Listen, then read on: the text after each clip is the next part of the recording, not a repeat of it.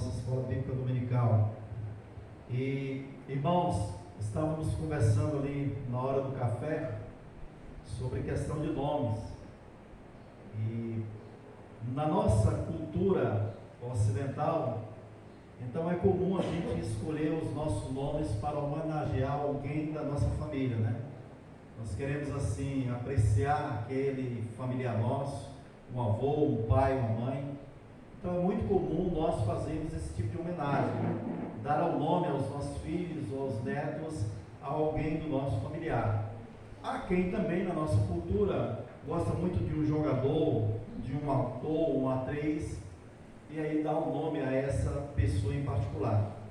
Mas, irmãos, como nós temos visto desde o domingo passado, na mente oriental da qual escreveu as Sagradas Escrituras é bem diferente. O nome para ele realmente tem um grande significado e uma grande importância. Não é a nossa cabeça, a nossa mente como damos nomes.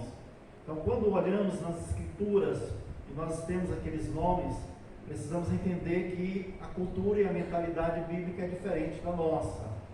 Os nomes nas Escrituras têm importância, têm significado, diz respeito a algo ou algum acontecimento que deu origem ao nome daquela pessoa. Nós vimos isso no domingo passado, e apenas só revisando aqui bem rápido para entrarmos no assunto, nós notamos que isso é tão importante que até Deus faz questão de mudar o nome de algumas pessoas. Por exemplo, no caso de Abraão, significa pai exaltado, Abrão, pai exaltado. E Deus muda, faz uma pequena mudança, mas que tem grande significado, devido à promessa que Deus faz a Abraão em Gênesis capítulo 15, e Deus prometeu que dele surgiria uma grande nação, e principalmente que de Abrão surgiria realmente o descendente, que nós sabemos que é Cristo Jesus, e que todas as ações seriam abençoadas com a salvação pela fé em Cristo Jesus. E para deixar isso marcado, Deus mudou o nome de Abrão, da qual nós conhecemos como Abraão, pai de uma multidão. Mas Deus também muda o nome de Sara. Sara recebeu um nome, e antes o nome Sara era Sarai. E nós sabemos que Sarai não era um nome muito bom. Foi dado devido ao temperamento dela. Sarai significa contenciosa. Não seria um nome muito bom. Uma mulher briguenta. Mas Deus muda o nome de Sarai para Sara, que significa princesa. Deus faz isso também com Jacó. Jacó recebe o nome porque no nascimento ele quis já desde aquele momento ser o primogênito. E Jacó significa suplantador, enganador. Não era um nome muito bom para uma criança, mas tinha a ver com a história dele, que no nascimento ele já brigava no ventre da mãe, já botou a mão para sair primeiro, e quando saiu estava agarrado ao calcanhar de Saul, seu irmão.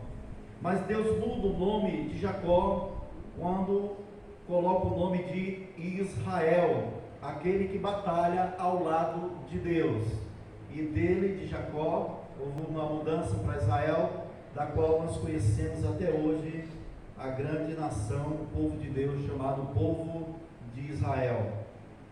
Nós vemos também isso, irmão, por exemplo, lá em 1 Samuel, capítulo 4, dos versículos de 18 a 22, nós temos um acontecimento lá sobre uma das noras de Eli, que era o sacerdote. Então Israel vai para uma batalha contra os filisteus, e nessa batalha os dois sacerdotes, Ofni e Finéias, vão levando a arca da aliança, e naquela batalha os filisteus vencem Israel e levam a arca da aliança, e logicamente aqueles sacerdotes morreram. E aí vem o mensageiro dar essa notícia para a família, e quando a mulher de um daqueles sacerdotes que havia falecido, ela estava grávida, e naquele momento, quando ela recebe aquela má notícia, ela tem um filho, com muitas dores, e a criança nasce, mas ela acaba falecendo com o parto. Mas dá-se o nome àquela criança de Icabode, que significa foi-se a glória do Senhor. Então, são alguns exemplos que nós encontramos nas Sagradas Escrituras para entendermos que o nome tem realmente uma importância, tem uma história, tem um significado. E com respeito aos nomes de Deus, não seria diferente. Há vários nomes dos quais são atribuídos ao nosso maravilhoso Deus. E quando nós olhamos nas Escrituras, estamos estudando as Escrituras, nós nos deparamos com nomes, com figuras, dos quais são dados a Deus, atribuídos realmente ao nosso maravilhoso Deus. Esses nomes estão aí, irmãos, para que a gente possa conhecer mais de Deus, conhecer mais do caráter, dos atributos do nosso maravilhoso Deus. E de um tempo para cá, na nossa escola dominical, nós temos tratado sobre isso. E também nos nossos devocionais que temos mostrado, temos tentado trazer também algum aspecto da bondade, do amor, da misericórdia, dos atributos do nosso maravilhoso Deus. E o propósito é esse: nós caminharmos no conhecimento do nosso maravilhoso Deus. Precisamos conhecer ao nosso maravilhoso Deus. Quanto mais conhecemos a Deus, melhor vamos nos relacionar com esse Deus, melhor vamos compreender as Escrituras, textos difíceis que muitas vezes nós temos certa angústia em tratar. E por que Deus está agindo daquela forma? Tem a ver com o seu atributo, com o seu caráter. Vamos também podermos conhecer mais a vontade de Deus e vamos também ficar preparados, porque há tanta distorção também a respeito dos atributos do nosso maravilhoso Deus. Hoje, quando se fala do amor de Deus, nós vamos ver que realmente há uma distorção e uma distância muito grande com respeito às Sagradas Escrituras. Quando vamos falar da bondade, da misericórdia, da ira de Deus, também nós encontramos muitas distorções. E nós precisamos realmente ter muito cuidado. Porque se uma pessoa tem realmente uma distorção a respeito de Deus, uma visão que não é bíblica a respeito de Deus, vai afetar o seu relacionamento com o Senhor, vai afetar a sua fé em Deus, vai afetar o modo como ele compreende as circunstâncias da sua vida, o modo como ele compreende e vai enxergar e analisar e tirar conclusões a respeito do mundo, dos acontecimentos. E nós precisamos, irmãos, estar cada vez mais preparados com respeito a essa verdade. Nós vemos, irmãos, que nas Escrituras Deus ele é chamado, ou ele é comparado como um leão, como uma águia, como um sol, como uma estrela, como um manancial, como um fogo, um refúgio, uma torre, uma sombra, um santuário. E são inúmeras as comparações que são dadas a Deus. Isso afora os nomes que são atribuídos particularmente a Deus, Ele é Elohim, Jeová Rafá, Jeová Jireh, E assim se vai, vários nomes com respeito a Deus. Nós já tivemos a oportunidade de trabalharmos um pouco a respeito desses nomes de Deus, e nós veremos ainda mais no futuro. Nós estamos vendo também que nas Escrituras, Deus chamado de noivo, marido, pai, juiz, homem de guerra, arquiteto, pastor, também são dados atribuições humanas a Deus. E nós sabemos que Deus ele é espírito, ou significa que Deus não tem forma. É até uma proibição do mandamento de Deus fazer imagens, esculturas e atribuir isso a Deus. Deus proíbe isso severamente. Nós sabemos que nas Escrituras são atribuídas características como olhos, mãos, pés, ouvido, nariz, andar com respeito ao nosso maravilhoso Deus. Então, irmãos, ainda que sabemos que Deus não tem um corpo físico, de forma nenhuma ele tem um corpo físico, Deus não é limitado realmente a nada e a nenhuma coisa física, nós precisamos entender que esse tipo de linguagem nos ajuda a compreendermos Deus, a entendermos Deus. Por que, irmãos, isso é necessário? Porque nós não podemos conhecer a Deus de forma direta. Somente um conhece a Deus de forma direta e verdadeira. que é o Senhor e Salvador Jesus Cristo. Infelizmente, por conta da nossa limitação como ser humano, que é característico do nosso ser humano, da limitação da nossa mente, do nosso entendimento, nós precisamos realmente de meios para podermos compreender ao nosso maravilhoso Deus. E esses meios foram dados pela própria palavra de Deus. O próprio Deus resolveu usar essas figuras, esses nomes da sua criação, da sua natureza, para que possamos conhecer melhor a Deus. Mas por que esse estudo, pastor? Porque nós precisamos ter muito cuidado para não ir além dessas imagens, dessas figuras, dessas metáforas que são atribuídas a Deus. E isso é muito comum as pessoas fazerem.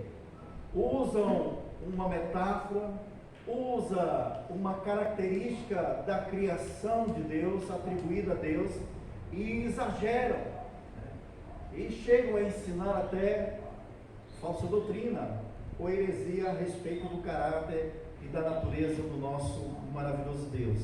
Então esse é o propósito de podermos meditar um pouco mais a respeito do que a Bíblia trata, usando metáforas, usando imagens ou nomes que são destinados ao nosso maravilhoso Deus. E o que nós podemos aprender, irmãos, continuando aqui com tudo isso? Nós vimos que precisamos aprender que o que Deus quer mostrar para nós é que toda a criação revela a Deus. Esse é o primeiro ponto. Por que Deus está usando esse tipo de figura? Deus é comparado a um leão, é verdade. Deus é comparado realmente a um manancial de águas, uma fonte de água viva, é verdade. São usadas figuras humanas para falar de Deus, a mão poderosa de Deus, o braço estendido de Deus, o coração de Deus, os olhos de Deus estão sobre o seu povo. E por que Deus está usando esse tipo de metáfora para o nosso entendimento? A Bíblia está nos dizendo, irmãos, que toda a criação, ela está manifestando uma verdade: Deus existe. Salmo 14 diz o insensato no seu coração, não há Deus. Essa é a ideia não somente nos tempos bíblicos, mas também no decorrer da história. Há uma ideia de que Deus não existe. Essa é a mentira mais fundamentada em todo o mundo. Não existe um Deus. Existe uma força da natureza, existe o acaso, existe tudo isso. Vocês estudaram isso no tempo ou ainda estudam. E nós vimos isso, a distorção na área da biologia, na área da ciência, e não mudou. Ainda hoje os estudos são baseados na ideia de que Deus não existe, de que é uma ilusão, de que a Bíblia não é a palavra de Deus. E nós estamos há anos, há séculos nessa luta, nessa batalha. E Deus está mostrando, por conta da sua, o que nós chamamos de revelação geral, que Ele existe. A revelação está para mostrar que há um Criador, e esse Criador é Deus. O Criador existe. Ao olharmos um pássaro, e há uma diversidade de pássaros, e eu principalmente gosto, onde eu trabalho, de vez em quando aparece um beija-flor, e eu fico abismado que nunca é o mesmo beija-flor, sempre é de um outro, e cada um mais belo do que o outro. Eu fico realmente fascinado. Quando a gente vai nas figuras da internet, olhando os pássaros, os tipos de planta, e tem cada pássaro, que é claro que não existe aqui na nossa, mas em outras regiões, espalhado, belíssimo, uma coisa realmente extraordinária. Talvez a nossa mente veja um pavão, que é realmente exuberante, muito belo e muito bonito, né? E aquele animal até se mostra, né, belo e bonito. E olhamos para tudo isso e podemos chegar a uma conclusão ou outras conclusões. Há um Criador, criou isso aí não veio pelo acaso, isso não veio por algo realmente sem uma sabedoria infinita e maravilhosa. Nós podemos olhar para uma flor e dizer, o Criador criou isso aí, Mas alguém pode chegar a uma conclusão de que não, isso foi um processo biológico e por aí se vai outras teorias a respeito dessa, quando olha a criação do nosso maravilhoso Deus. Agora, irmãos, quando se olha para tudo isso, o que a Bíblia quer dizer também é que nenhuma pessoa sobre a face da terra, quando se depara com essa criação, ela é indesculpável diante de Deus. A revelação geral está aí e ela é suficiente para condenar o homem. Salmo 19 diz que os céus manifestam a glória de Deus e o firmamento anuncia as obras de suas mãos. A Bíblia faz questão de declarar que toda a criação revela o seu Criador. E o Criador é esse Deus maravilhoso. Mas a pessoa pode olhar para os céus, a imensidão desse universo, se maravilhar com as estrelas, se maravilhar com a lua, e pode chegar a uma conclusão de dizer, não há Deus, não há um Criador. Tudo isso veio por outros meios, mas não por um Criador, como nós pregamos. Mas a Bíblia faz questão de atestar que há um Criador. E nós precisamos entender que Deus está se revelando a toda criatura. E essa revelação, ela é suficiente para condenar essas pessoas. E essas pessoas não poderão chegar no dia do juízo, do grande trono de Deus, e dizer, nós não tivemos nenhum testemunho sobre o Senhor. E não é verdade. A pessoa pode olhar para si mesmo, ou olhar para o seu semelhante, ou como nós gostamos muito de admirar um bebê, de admirar uma criança, e os que são pais aqui sabem realmente muito bem disso, são avós, e quando se depara realmente com uma criança, e principalmente quando estamos olhando ali no útero da mãe a formação maravilhosa daquela criança, então nós entendemos que há um Criador, há um Deus verdadeiro e maravilhoso, e ninguém poderá chegar diante de Deus e dizer, não tivemos um testemunho sobre esse Criador.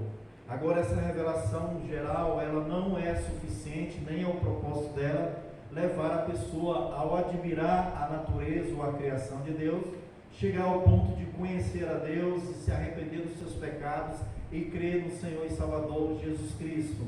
Não é esse o propósito da revelação geral, mas é o propósito realmente de revelar que há um Criador e Deus mover o coração dessa pessoa a buscar como conhecer a esse Deus verdadeiro e maravilhoso. Agora, irmãos, em segundo lugar, nós queremos notar que isso nos ajuda também, que nas Escrituras, o uso dessa linguagem que fala de Deus em termos humanos, Deus também pretende nos ensinar que nós precisamos conhecer a Deus e podemos conhecer a Deus pelas nossas experiências, é verdade. E temos que conhecer a Deus pelas nossas experiências, lidar com a criação, em lidar realmente com o ser humano, porque nós precisamos ter um contato para ter uma referência a respeito do nosso maravilhoso Deus. Agora, devemos ter muito cuidado de não tomar nenhum dessas descrições isoladamente e separar do contexto em que foi inserido essa verdade nas Sagradas Escrituras e irmos além daquilo que a palavra de Deus descreve. E aqui o ponto é que nós precisamos das Escrituras, nós precisamos da Bíblia, nós precisamos realmente de contato, de experiência, que vão realmente nos mostrar, ter uma ideia de Deus, mas isso não fora das Escrituras, isso não fora da revelação especial de Deus, que é a palavra. Nós precisamos da revelação especial, nós precisamos das Escrituras para interpretar corretamente a criação de Deus, a revelação geral. Nós precisamos das Sagradas Escrituras, da Palavra de Deus, para interpretar a nós mesmos, que somos criaturas de Deus. Nós precisamos. Então, um outro ponto que possamos entender é de que a revelação geral por si só, ela é, vamos dizer assim, insuficiente para darmos uma clareza, um entendimento maior a respeito de Deus e até mesmo de nós mesmos. E a necessidade de conhecermos a Bíblia, as Sagradas Escrituras, a palavra do nosso maravilhoso Deus. Nós precisamos, quando estamos diante de alguma experiência, que podemos realmente enxergar a mão de Deus ou a ação de Deus, quando estamos diante da criação, e da qual nós podemos realmente enxergar e admirar o Criador que é Deus, nós precisamos ir para as Sagradas Escrituras, nós precisamos da palavra do nosso maravilhoso Deus. Por isso a Bíblia, ela é indispensável, a Bíblia é fundamental, a Bíblia é necessária para a interpretação correta a respeito do nosso maravilhoso e soberano Deus. A cada descrição, irmãos, que nós encontramos, ela fala de um aspecto dos atributos de Deus, sem dúvida nenhuma. Agora, nós precisamos compreender, à luz das Escrituras, como esse atributo é melhor interpretado, melhor ensinado nas Sagradas Escrituras, ou palavra do nosso maravilhoso de Deus. Vamos dar um exemplo que nós tratamos hoje, cantando aí pela manhã, na primeira canção, da nossa irmã Vitória Torres, a respeito do amor de Deus. Vamos tomar isso como exemplo. É verdade que a ideia de amor, nós temos a ideia de amor a partir da nossa experiência humana, dos nossos relacionamentos. É verdade. Nós amamos, nós expressamos o nosso amor, nós manifestamos o nosso amor. Todos nós temos pessoas ou várias pessoas a quem de fato nós amamos. E nós, através dessa nossa experiência de amor, nos nossos relacionamentos de amor, nós podemos conhecer realmente do amor do nosso maravilhoso Deus. Nós chamamos isso como uma ponte. Nós queremos compreender o amor de Deus a partir de uma experiência da nossa realidade no que diz respeito ao amor. Mas precisamos entender, irmãos, que entre o nosso amor, da nossa experiência dos nossos relacionamentos e do amor de Deus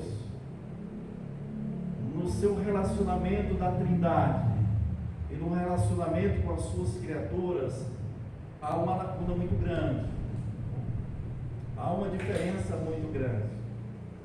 Quando falamos assim, Deus é amor, nós entendemos por conta da nossa experiência, nós sabemos o que é amar uma pessoa, nós sabemos, é por conta da nossa experiência, nós tomamos, eu tenho uma pessoa, pode ser minha esposa, meu esposo, meu filho, minha mãe, meu pai, alguém da qual nós temos um grande amor, e dizemos que somos capazes até de fazer tudo por amor a essa pessoa, dizemos que somos capazes de dar a vida por amor àquela pessoa, e nós entendemos essa verdade. E quando vamos falar do amor de Deus, nós tomamos isso como base, nós não temos como fugir. Isso pode estar realmente até no nosso inconsciente. Talvez não vamos pensar metodicamente como estamos pensando agora, mas vem por impulso, vem pela experiência dos nossos relacionamentos de amor com quem amamos.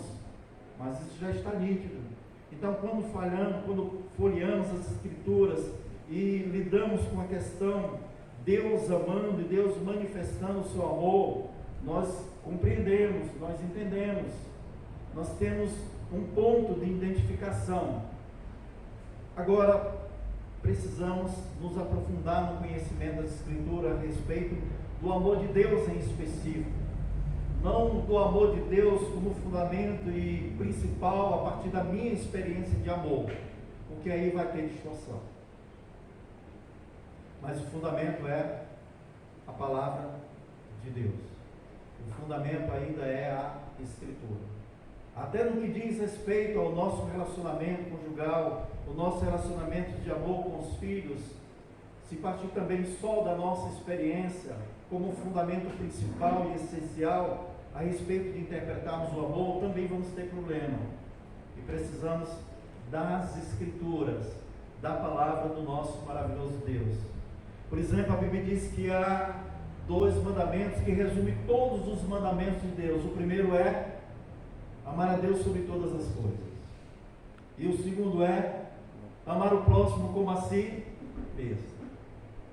Agora, se eu tomo essa verdade da palavra de Deus de amar o próximo como a mim mesmo, somente da experiência ou da minha experiência de amar, aí eu vou fazer uma seleção de quem é bem próximo meu, né? Talvez o bem próximo meu seja, de fato, somente a minha mãe. Eu digo que me deu a vida, que cuidou de mim. Talvez não seja tão assim o meu esposo ou minha esposa, ou mais ou menos. Vamos ter uma interpretação errada a respeito dessa verdade.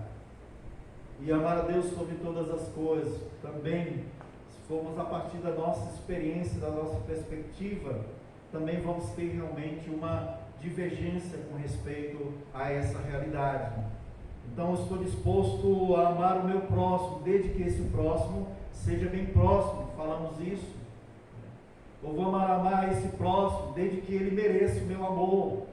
Vamos amar realmente ao nosso próximo, desde que esse próximo nunca me fez mal, não tenho mágoas dele, não tem nenhuma divergência de pensamento ou de ideias com respeito a ele. Vou amar esse meu próximo, desde que ele esteja bem longe de mim. Então, irmão, vai vir várias distorções e podemos estar colocando isso como interpretação das Escrituras e não deixando as Escrituras interpretar a nós. Vê a importância dessa verdade e vê a importância como nós encontramos muitas distorções quando estamos tratando sobre esse assunto. Então, na Bíblia, irmãos, precisamos entender que a Bíblia sim fala do amor de Deus e que o amor de Deus é um atributo desse Deus maravilhoso. Fala da bondade de Deus, como lemos aqui, e a bondade de Deus, ela permeia todos os seus atributos. Deus é sempre bom. Deus é sempre bom. Deus não há variação de humor. Hoje ele está bom, amanhã ele está mais ou menos, naquele dia ele está péssimo. Deus é sempre bom. Mas precisamos até entender o que é essa bondade de Deus, por conta da nossa experiência. E aí você vai dizer, meu pai ele é bom para mim, ou minha mãe é bom para mim, mas, ou meu vovô, minha vovó é sempre bom para mim, por quê? Porque faz tudo que eu quero. Não é assim que interpretamos a bondade? Bom é aquele que faz o meu gosto, bom é aquele que faz a minha vontade e supre os meus caprichos. Por isso que os netinhos gostam do vovô e da vovó. Ele também são vovô e vovó, né, Dona? O neto gosta da gente mesmo, né? A mãe diz, não dê o picolé para o menino, aí o vovô e a vovó vai dar. Desse jeito. Aí a criança diz, o vovô e a vovó é bom. Né? Mas bom dentro dessa perspectiva, irmãos. E aí a pessoa pode olhar para Deus diante de uma circunstância, de uma dificuldade, dessa sua perspectiva de interpretar a bondade, e dizer, Deus não é tão bom assim. Deus não é tão bom, porque Ele não faz o que eu quero, Ele não satisfaz as minhas necessidades como eu quero e os meus caprichos, mas Deus é sempre bom. Com respeito ao amor de Deus, a Bíblia vai classificar o amor de Deus. A Bíblia vai dizer que o amor de Deus é um amor benevolente, é uma coisa, um amor misericordioso. A Bíblia vai dizer que o amor de Deus é um amor perseverante. Deus não desiste no amor a quem Ele realmente atribui o seu amor. Mas a Bíblia vai falar também que Deus ele tem um amor gracioso, ou que muitos chamam de um amor eletivo, e que alguns não gostam. Mas quando vamos estudando sobre o atributo do amor de Deus, nós precisamos entender o contexto, a direção das Escrituras a respeito desse amor de Deus. Uma coisa é o amor benevolente de Deus, da qual Ele atribui a toda a sua criatura. Pois o amor misericordioso, compassivo de Deus, e que Jesus manifestou esse amor compassivo, esse amor, quando viu uma grande multidão, João capítulo 5, estava faminta, necessitada, e Ele multiplicou pães e peixes para saciar a fome. Quando um cego chegou a Ele e disse: tem misericórdia de mim, filho de Davi, o que você quer que eu faça? Eu quero ver novamente. E Deus o curou. O amor, Deus o amou de forma benevolente, de forma misericordiosa, mas ao amor realmente daquele da qual Deus não desiste. É um amor perseverante, que Deus persegue aquela pessoa em particular, mesmo aquela pessoa em rebelião contra Deus, mas Deus não desiste desse amor. Mas há um amor gracioso, um amor eletivo de Deus, da qual Ele derrama a sua graça e salva da condenação do inferno aquela pessoa. Essa é a realidade das Escrituras a respeito do nosso maravilhoso Deus. Agora, se você bota o amor num balaio só, aí fica difícil, muito difícil.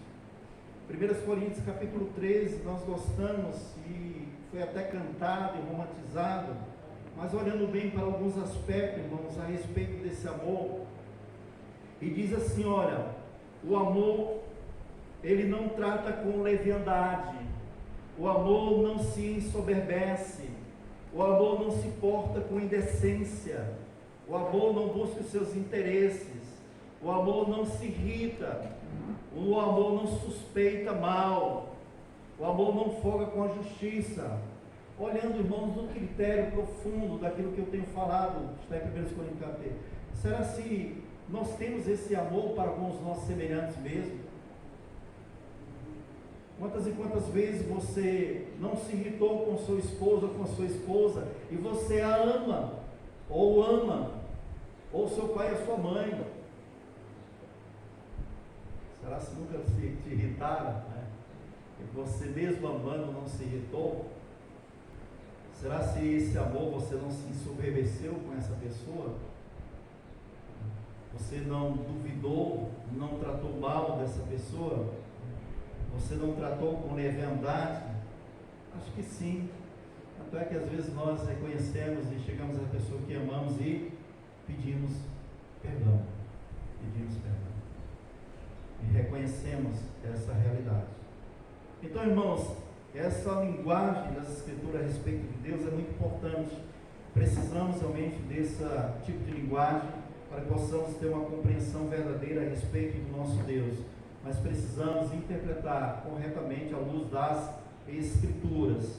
A grande diversidade de descrição de Deus nas Escrituras, na Bíblia, e é grande mesmo, há uma imensidão, há uma diversidade que é descrita a respeito do nosso maravilhoso Deus. Ela revela a excelência do caráter de Deus. Deus, ele tem um caráter realmente exuberante, extraordinário, maravilhoso, e que de fato esse Deus, ele é digno de glória. Andamos nas Escrituras, interpretando, estudando as Escrituras a respeito de todas essas metáforas, de todas essas características e nomes atribuídos a Deus, e o propósito realmente é nos maravilharmos com esse Deus Todo-Poderoso e glorificar o seu santo e maravilhoso nome.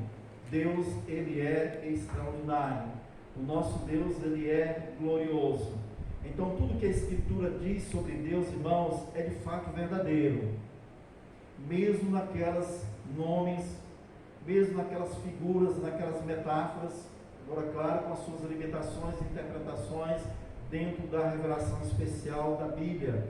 É verdadeiro, a respeito do nosso maravilhoso Deus. Deus é um manancial, sem dúvida nenhuma. Deus é o nosso escudo e fortaleza, socorro bem presente nas tribulações. Deus é uma rocha, sem dúvida. Tudo isso é verdadeiro a respeito do nosso Deus maravilhoso. Agora, essas metáforas, essas figuras não são exaustivas. Ela tem só o seu ponto de contato, o seu ponto de verdade, e que quer realmente corresponder e nos ensinar a respeito do nosso Deus, mas não é exaustiva a respeito do caráter do nosso Deus. Então a Bíblia não nos diz tudo sobre o caráter de Deus. Há tudo que está sobre o caráter de Deus, sobre Deus está nas Escrituras? Não está. Deus é insondável, a própria Bíblia diz isso. A profundidade da riqueza, não da sabedoria, como do conhecimento de Deus. Paulo vai dizer isso lá em Romanos. Deus, ele é insondável. Agora, o que tem nas Escrituras é suficiente para conhecermos a Deus, amá-lo, render-lhe glória e crer de todo o nosso coração. A Bíblia não é exaustiva a respeito de Deus. Você vai passar a sua vida toda, vamos passar a vida toda, estudando as Escrituras, o que é bom, mas não vamos conhecer plenamente a Deus. Ninguém vai conhecer, nem no céu você vai conhecer plenamente a Deus. Não tem como exaurir o conhecimento a respeito do nosso maravilhoso Deus. Deus, ele é insondável, mas o que temos nas Escrituras, irmãos, é suficiente, é perfeito, é verdadeiro a respeito do nosso maravilhoso Deus Todo-Poderoso. E precisamos estudar as Escrituras mais e mais, e precisamos realmente estar firmados na maravilhosa palavra de Deus mais e mais, para que possamos conhecer ao Senhor. E para encerrar esta manhã, Romanos capítulo 11, eu quero ler do verso 33 a 36, que diz: Romanos capítulo 11,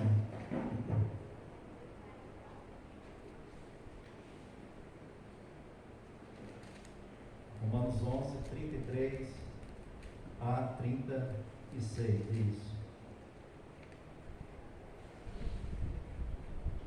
ó profundidade das riquezas, tanto da sabedoria como da ciência de Deus, quão insondáveis são os seus juízos, e quão inescrutáveis os seus caminhos.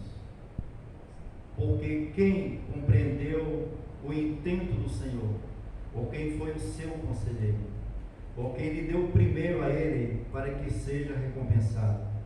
Porque dele, por ele e para ele são todas as coisas. Glória, pois, a ele eternamente.